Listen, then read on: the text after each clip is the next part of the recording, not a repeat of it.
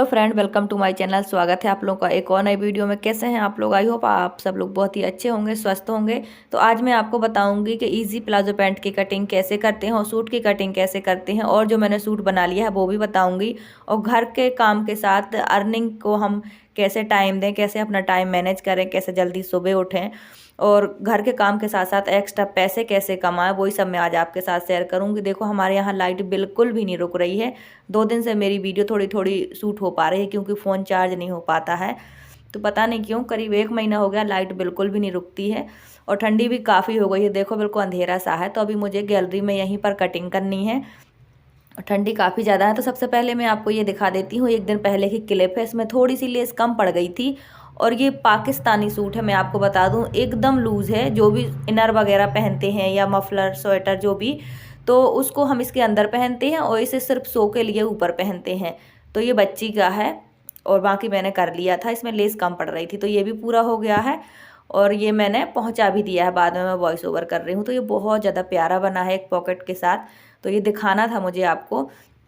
और अभी सूट भी मुझे करना है। तो देखो, अभी करीब 3 का टाइम हो गया है। 2 दिन की वीडियो है, 3 बज गया है और अभी सूट बिल्कुल पूरा हो ही नहीं पा रहा क्योंकि रात को काम थोड़ी बहुत मैं सिलाई का कर लेती हूँ तो एडजस्ट हो जाता है। जैसे कि दिन में सिलाई नहीं हो पाती है तो मैं रात को कर लेती हूँ, लेकिन अब क्या है कि रात में भी लाइट नहीं रहती है तो मेरा रात को भी काम रुक जाता है। और दिन को इतना ज़्यादा दिन छोटा हो रहा है कि घर के काम करते करते ही दिन ख़त्म हो जाता है।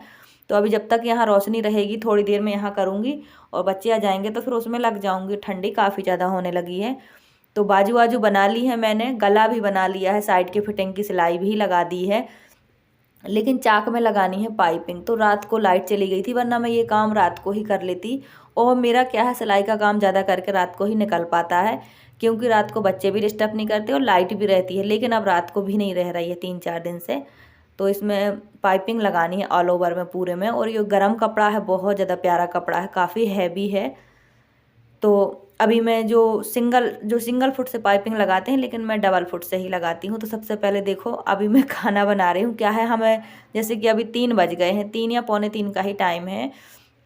तो खाना गर्म करके खाना ही पड़ता है। तो मैं क्या करती हूँ, सीधे सीधे तुरंत बना लेती हूँ। आटा मार के रखती हूँ, बना देती हूँ। पहले से आटा मड़ा रखा रहता है तो बना के खा लेते हैं सीधे। तो मैं इस तरह बेलती हूँ मक्के की रोटियाँ।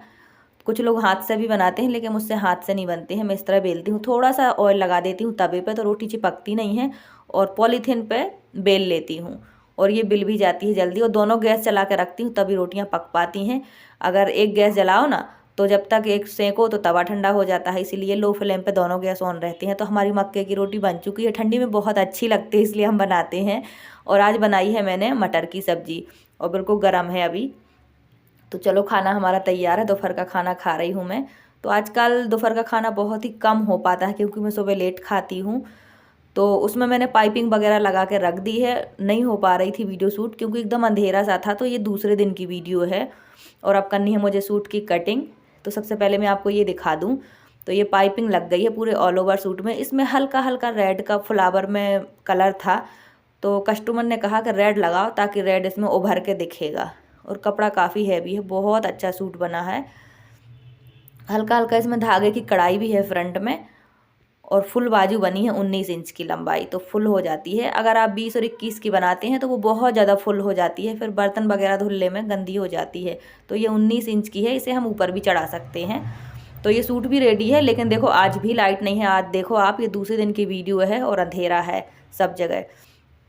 तो इसमें प्रेस बाद में करके रखूँगी, लेकिन सलवार में मैंने तुरंत ही प्रेस लगा दी थी। तो मैंने सोचा आपको फाइनल दिखा दूँ, कुछ लोगों ने शायद ना देखी हो।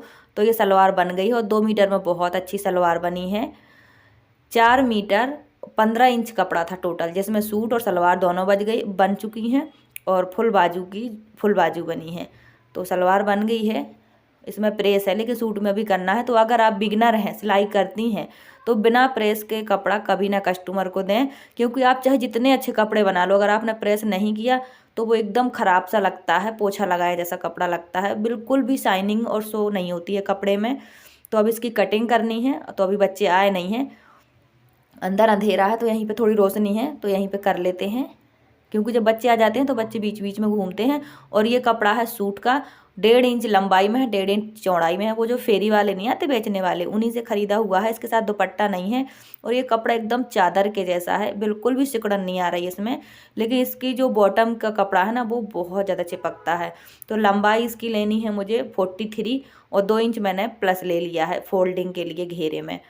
और बाजू तो जैसे कि मैंने आपको बता ही दिया है कि 19 इंच इसकी भी है लंबाई। तो ठंडियों के सारी बाजू 19-20 ही होते हैं लंबाई में। और 7 इंच रखना है मुझे इसका तीरा, और साथ ही रखूँगी मैं इसका आर्म। 3 इंच रहेगी गले की चौड़ाई। अगर 40 तक चेस्ट है तो 3 इंच गले की चौड़ाई अच्छी होती है, इससे गला एकदम फंसा फंसा नहीं रहता है। और घेरा भी हिप्स के अकॉर्डिंग ही रखनी होती है। तो 44 हमारा हिप्स है, तो हम इसका 1/4 पार्ट 11 रखेंगे घेरा। ये बहुत अच्छा शेप आता है सूट का। अगर आप इससे ज़्यादा रखोगे तो अजीब सा घेरा आ जाता है, कम रखोगे तो भी वो लटका सा रहता है। तो जितना हिप्स है बिल्कुल उतना ही आप घेरा रखें, तो सूट की जो लुक है बहुत प्यारा लगता है घेरे का। और 2 इंच मैंने फोल्डिंग के लिए रखा है। और इसमें जो गरम कपड़े हैं ना, इसमें तुरपन नहीं करते हैं। ये जो सिनील टाइप के होते हैं, इसमें तुरपन नहीं रुकती है, टूट जाती है। तो इसमें हम पक्की सिलाई ही करेंगे। 9 इंच मैंने इसकी 1/4 पार्ट चेस्ट रखा है। 36 सॉरी कमर 36 है ना, तो मैंने 9 इंच रख दी है 1/4 पार्ट करके। और 2-2 इंच का मैंने एक्स्ट्रा मार्जिन दिया है। 40 चेस्ट है तो 1/4 पार्ट मैंने इसका 10 इंच रखा है। तो इस तरह से आप करें और 2-2 इंच एक्स्ट्रा मार्जिन ज़रूर से दें। और ये कपड़ा बिल्कुल नपा हुआ है, मतलब एक भी एक्स्ट्रा नहीं है, तो हम वेस्ट नहीं करेंगे। और मैंने दोनों पार्ट एक साथ ही बिछाए हैं।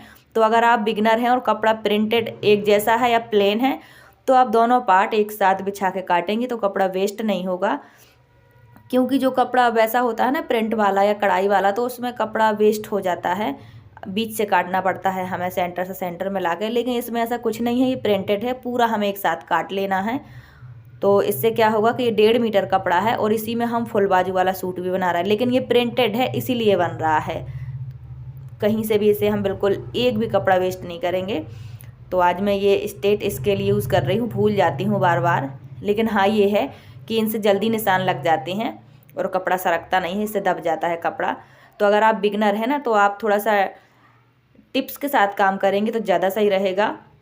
मैं आपको एक चीज़ बताऊं, अगर आप बिगनर हैं तो आपके लिए ज़रूरी है ये जानना कि आप लंबाई का निशान लगा के कपड़ा पहले निकाल लें, उससे कपड़ा वेस्ट नहीं होता है।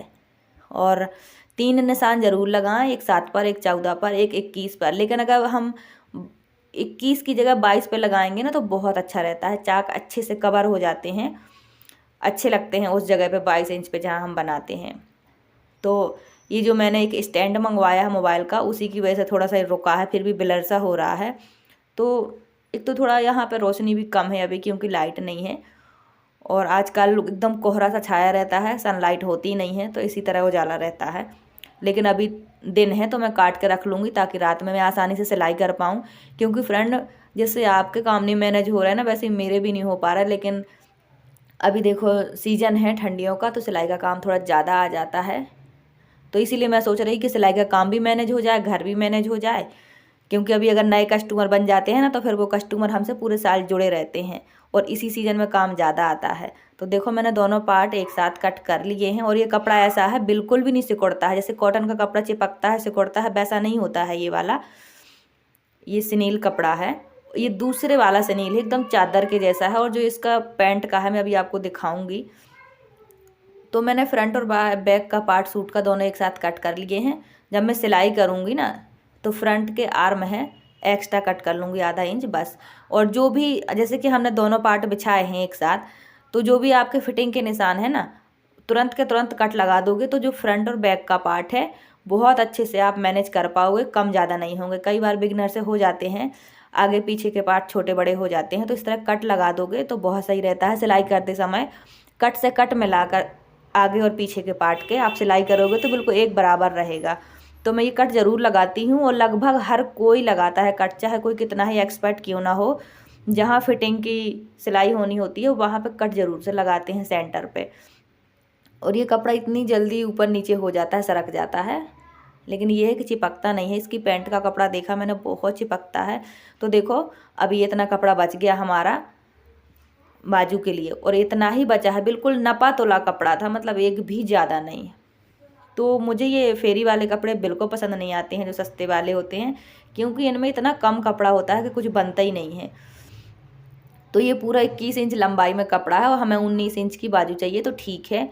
और देखिए फ्रेंड, मैं आपको फिर से बता दूं, अगर आप बिगनर हैं तो चेस्ट के अकॉर्डिंग बाजू रखनी होती है। जैसे चेस्ट 40 का 1/4 पार्ट 10 इंच होता है, वैसे ही हमें इसमें 1 से 1.5 इंच कम करना होता है बाजू में, तो हम इसका रख देंगे 8.5।